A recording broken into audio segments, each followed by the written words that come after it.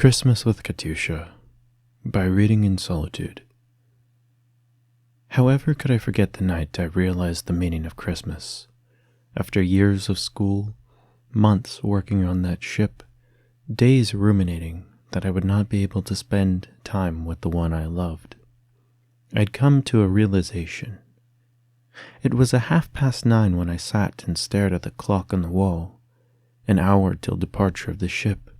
An hour until Pravda's school ship would leave the port and head out to sea.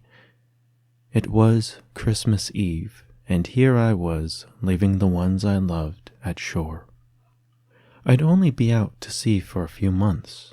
I'd be back here in summer to go and see them when the ship returned. Then I could go to see her at Nona's family home where they had moved. Nona so graciously had taken in Katyusha to live with her after school was done. They needed the money that I was making to revive the canvas shop of Nona's parents. At least, that's what I told myself. I was doing this for them. After all, that is what sacrifice is about, giving up something I wanted for their greater good. But that night my thoughts troubled me. Was what I was doing really for their good? Really for their better? I remember Nona begging me to stay. She told me that we could find a way to make things work without me having to leave. But I didn't want to risk it. I wanted to be sure that her and Katyusha were safe. I bowed my head in meditation and thought about what to do. I had already sent off most of my earnings to them. Would another $12,000 really make a difference? Would it be enough? It didn't take me long to count my cash, pack my bags, and tell my boss that I was leaving. In the minute, it didn't matter if I would be fired. It didn't matter if I would lose my place in the Pravda fleet's crew. It didn't matter as I started my car and drove. $1,000 to my name, the clothing in my bags, and a car with half a tank of gas were all that I had. What was the worst that could happen? I could go home, spend Christmas with Katyusha, and after, if I needed, find a new job. If I stayed, I would miss out on Christmas, miss out time with those I love, miss out on something special. All that mattered was being there for the ones that I loved. All that mattered was making it there before midnight. All that mattered was being beside Katyusha. It was all that mattered when I drove in the heavy snow. It was all that mattered on the dark, cold, empty roads. It was all that mattered when the car stalled and I prayed for it to start once more. I needed to know what I was missing. I needed to know if I was wrong. And soon I made it to the house where Nona lived, and I ran to the door and I pulled out my key. Would it still work? Did they forget me? Or worse yet, remembered to reject me? They couldn't have. I mean, sure, Nona was not happy with my choice, but I didn't hurt her, did I?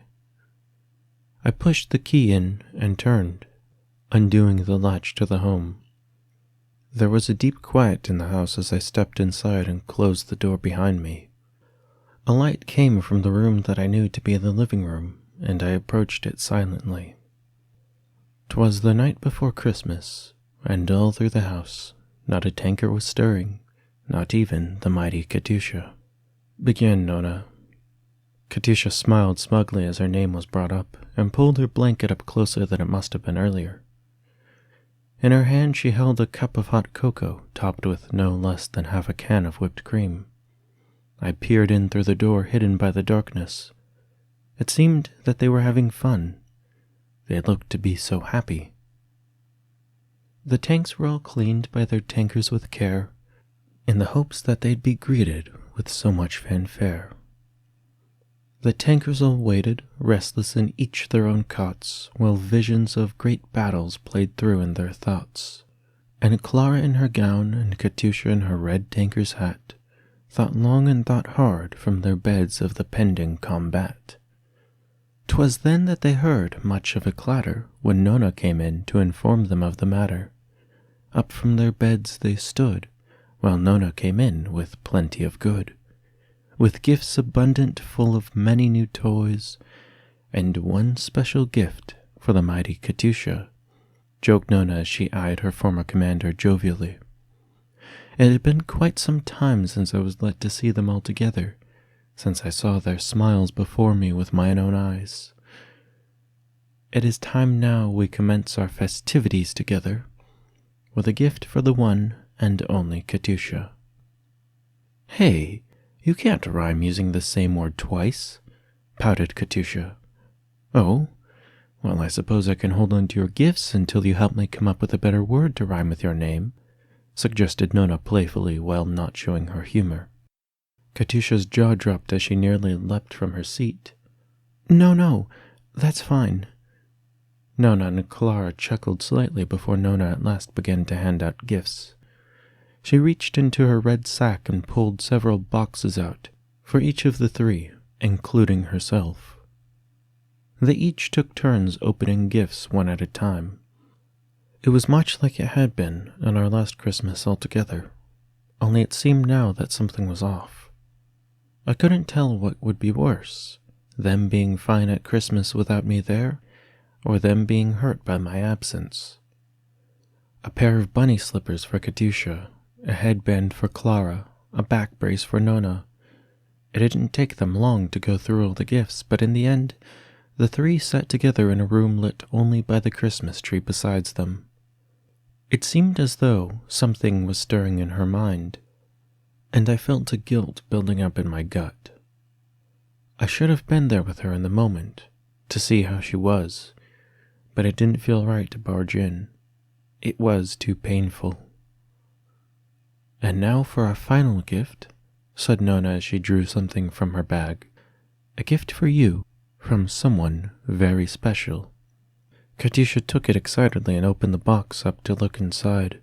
In a moment her face went from great excitement to being crestfallen. She set the lid beside her and stared dejectedly into the box. It was quiet as Nona and Clara watched Katyusha to see her reaction, but when none came, their faces began to fall. What's the matter, Katyusha? Asked Clara. Nothing, replied Katyusha softly. Is this the hat you had wanted? Asked Nona. Clara and I got it just for you. I noticed Katyusha begin to tremble slightly, though she very closely contained herself. Yeah, she muttered. The whole room stayed silent until at last Katyusha spoke. Where is he? She asked, referring to me, her voice cracking as she did so. I felt my own throat tighten and my stomach twist.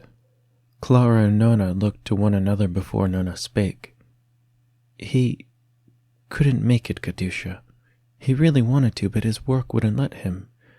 The school ship left an hour ago by now. But he did help us get you this hat.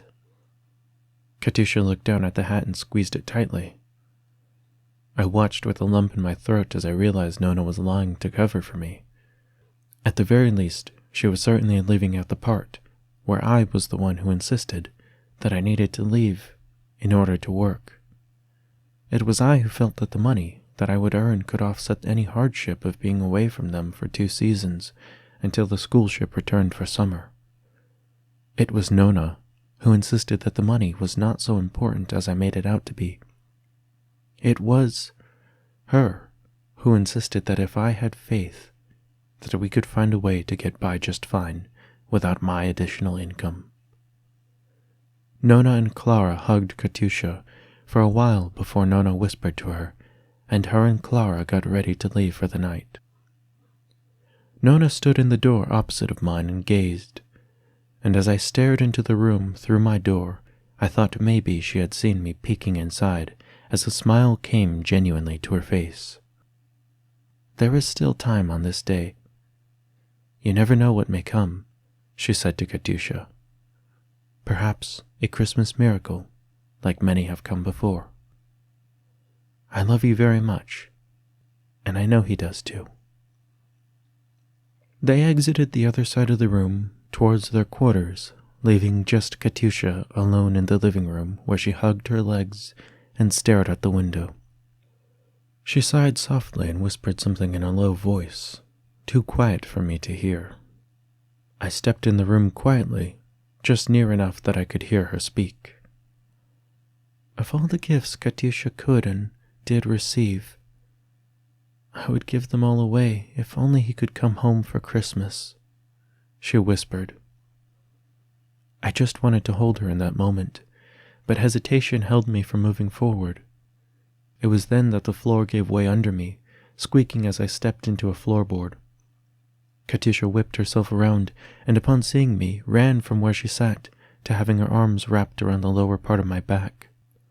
Her head rested firmly in my chest as I wordlessly placed a hand upon her head and cradled her near my heart.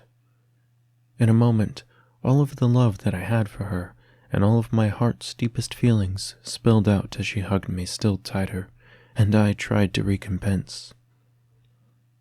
They said you couldn't make it, she exclaimed. Well, I'm here, I replied, holding back tears. We stood for some time until at last Katyusha grew tired enough for us to return to the couch so that we could speak. How long can you stay before you have to go? She asked me. We have all the time in the world. I'm not going anywhere, I replied to her. But what about your work? She asked. Nona said that the ship would have left an hour ago. I hugged her close and nodded. Remember that night that we had lying under the stars in our GUP 66? I asked. Are you asking if Katyusha could ever forget? She asked, annoyed. I smiled, shaking my head as I swallowed hard and held her hand. Certainly not. But I made you a promise on that night, did I not? To spend the rest of my life with you? And I fully intend to do so. I made a mistake, Katyusha. I thought earning money was the most important thing that I could do for you. But none of that matters. Not if it means that I can't be here with you. So I left my work behind. I left everything away so that I can be here with you. Katyusha's jaw dropped before she slightly punched me. Tell me you didn't just throw away all your work for me. No, Katyusha, not all for you. For us. What good is earning all the money that I could have if I missed out this precious time with you? Valued above all to a man is time, no? Money? That wealth means nothing if it comes at the expense of family, friends, and love. That is all the wealth a man can have, I replied to her. I want to stay, to help you and Nona rebuild the canvas shop. Katyusha sat still for some time before speaking. You know, in all this time away from you, it's really made Katyusha realize how much more there is to this world than what can be held. I'd argue that our love is tangible, I replied to her. After all, this embrace gives me a chance to warm up from the cold out there. She smiled, her eyes still marked with tears. Every day I waited for your return. I prayed for your return, that the moon that guides you and the ship that you sailed upon is the same as the one that I lie under, she trailed. When I'm away, it's easy to rationalize staying aboard to make more money. But it's only when I see what it is I do to you, to Nona, when I'm gone, that I can fully realize that no sum of money would be enough to overcome that. Not $12,000, not $20,000, not $100,000. No worldly thing is so valuable to me as having these times together with you, I whispered, realizing that what I had done before was not sacrifice, but selfish. You'll never have to worry about us being under a different moon again. I love you, she whispered. I love you too, I replied.